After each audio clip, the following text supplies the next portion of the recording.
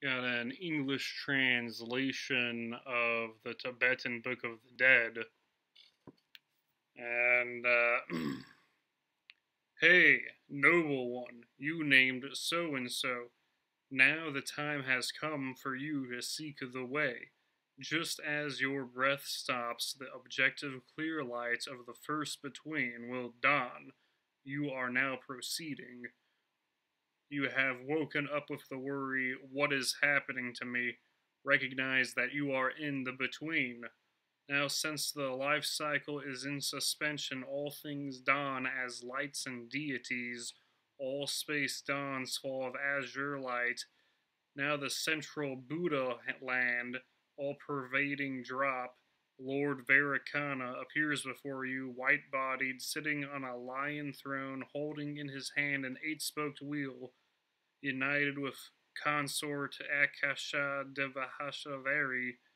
The natural purity of consciousness aggregates blue light of reality, perfection, wisdom. And so that started off pretty good.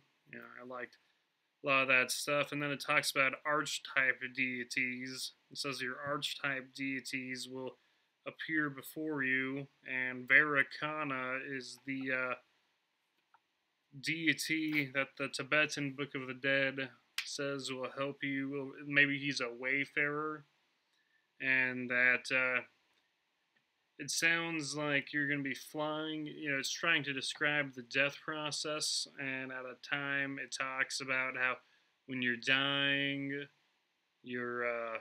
the world is going to become like a bunch of teeth, and it's going to eat you, and then you're going to be flying through like a wormhole, passing through several dimensions, seeing deities, and like your life will flash before your eyes. And yeah, then eventually you're gonna find the womb door and be born again, reincarnation. And that's the Tibetan Book of the Dead, and you can probably find some version of the Bardo Thodol online.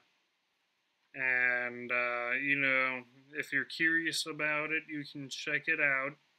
They believe in reincarnation. They have it's Tibet, they have the Dalai Lama, and lamas are uh, like people who reincarnate or something.